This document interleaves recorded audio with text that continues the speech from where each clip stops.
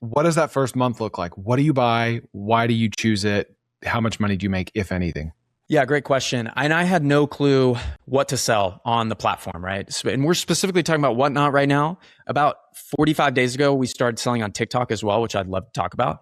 But specifically for Whatnot, which was about a year ago, we reached out to one of the suppliers that we had purchased some Amazon goods from and just said, hey, this account thing happened to us. Do you have anything that is liquidation that would be good for Whatnot? He said, yeah, I actually sell to a couple of Whatnot sellers, and I think this load would be pretty good. And it's kitchen appliances, small kitchen appliances from a big retailer. It was Macy's. It's X price per unit. I think it was maybe 400 units.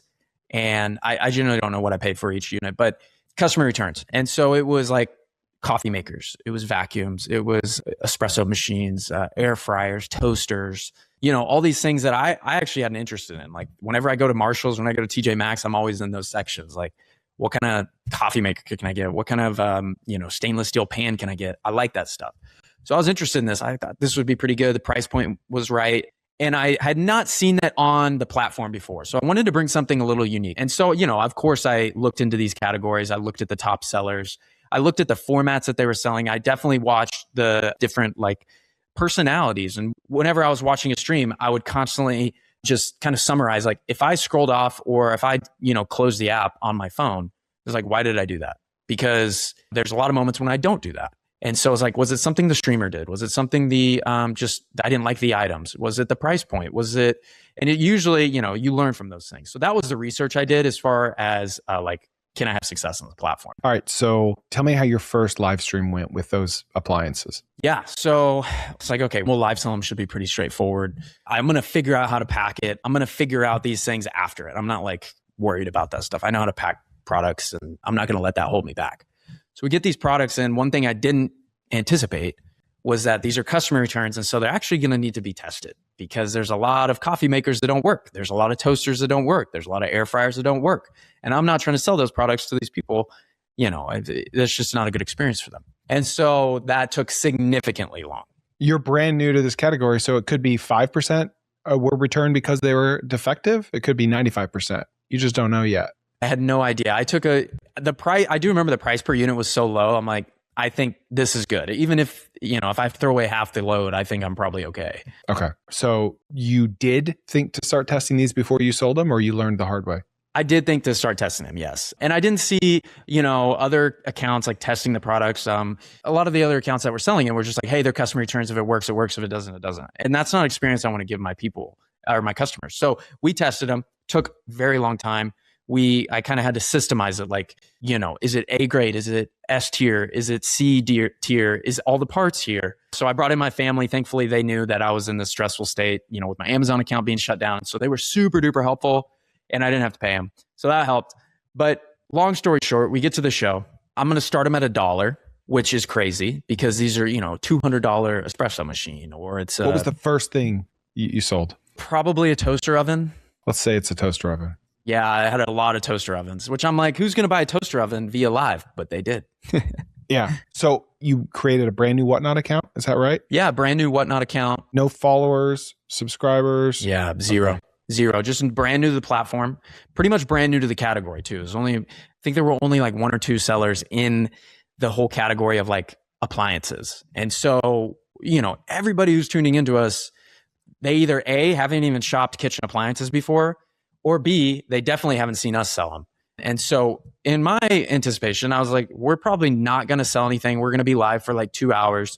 We might sell a few items, but I'm going to figure out how to ship these things. I'm going to, figure out how the platform works. I don't expect success in the first one at all. And so what happened is we sold everything. And it was a 2 hour, just I'm blown away.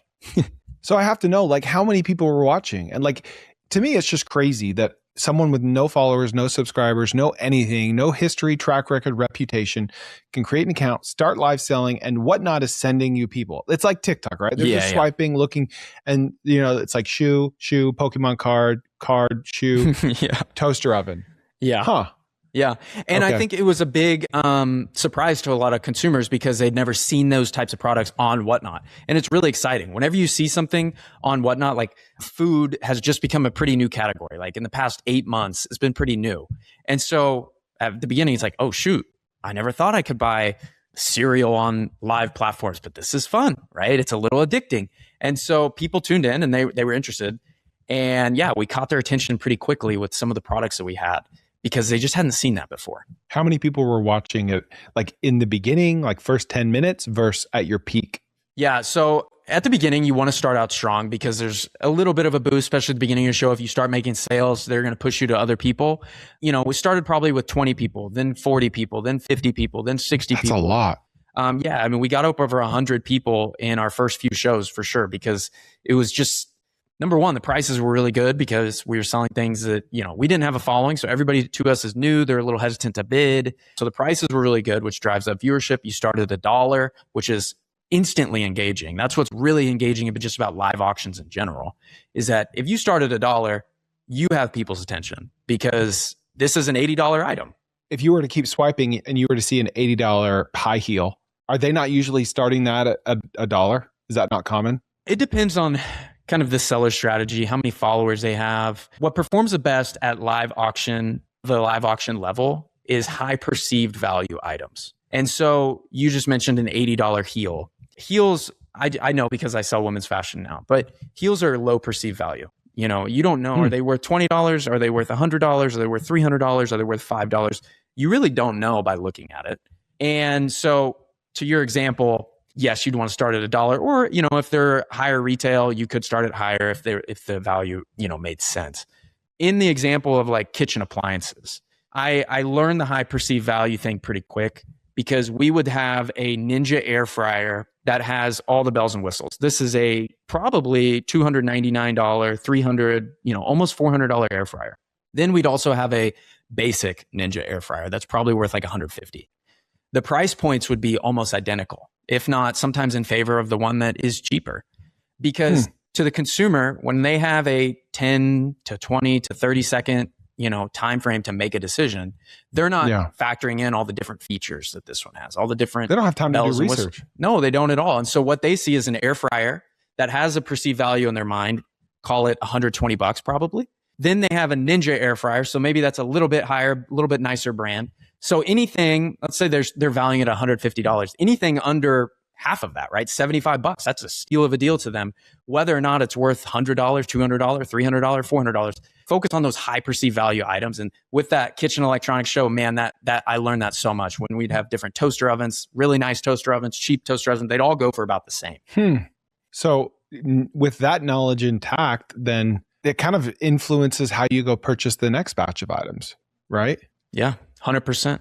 We're looking for high perceived value items at, you know, liquidation pricing. Yeah. And so one of our biggest traps is you get emotional and you try to purchase a brand that you really like, that you think is expensive, that everybody should like. You bring it in, nobody's heard of it. And to them, it's just a t-shirt, or to them, it's just a dress, or to them, it's just sweatpants, right? They don't know the actual value of the product. And even if you tell them the MSRP or the retail, it's like, yeah, but it's the same reason why, you know, stores on Fifth Avenue have such a big experience. They smell good.